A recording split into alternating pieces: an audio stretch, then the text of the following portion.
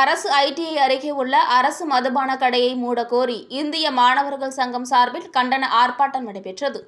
திருச்சி மாவட்டம் திருவெரும்பூர் பகுதியில் அரசு ஐடிஐ உள்ளது.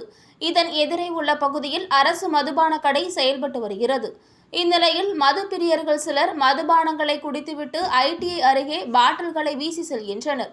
மேலும் சிலர் மாணவ மாணவிகள் அவ்வழியே வருவதை கூட கண்டுகொள்ளாமல் மது அருந்தி வருகின்றனர். இதனால் மாணவிகள் மிகவும் அச்சத்துடன் கல்லூரிக்கு செல்லும் நிலை ஏற்படுவதுடன் சில மாணவர்கள் மதுவிற்கு அடிமையாகக்கூடிய நிலை ஏற்பட்டுள்ளதாக கூறப்படுகிறது.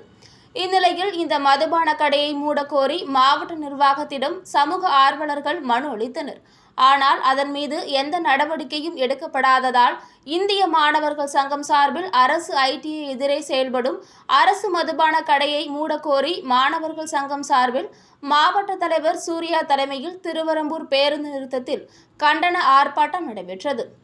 அப்போது கல்வி நிறுவனம் அருகே மதுபான கடை நடத்துவதுதான் தமிழக அரசின் சாதனையா எனவும், டாஸ்மாக் விற்பனையை நாளுக்கு நாள் அதிகரிப்பதன் மூலமாக அரசின் வருமானத்தை பெருக்குவது அரசின் நோக்கமாக இருந்தாலும் உங்களுடைய டார்கெட் மாணவர்களா எனவும், 500 கடைகளை மூடிய அரசுக்கு அரசு ஐடிஐ அருகில் செயல்படும் மதுபான கடை அரசின் கண்ணுக்கு தெரியவில்லையா எனவும் கண்டன ஆர்ப்பாட்டத்தில் ஈடுபட்டவர்கள் கோஷமிட்டனர்.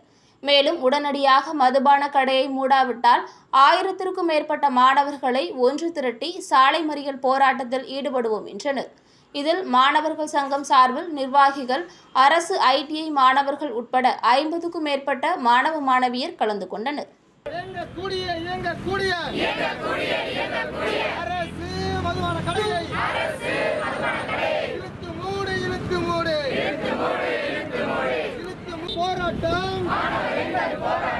மாணவர் எங்கள் போராட்டம் மாநிலம் முழுவதும்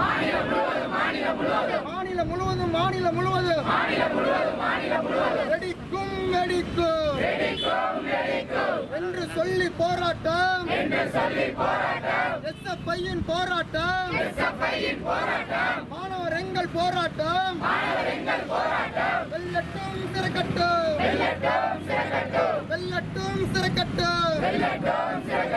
தேவையா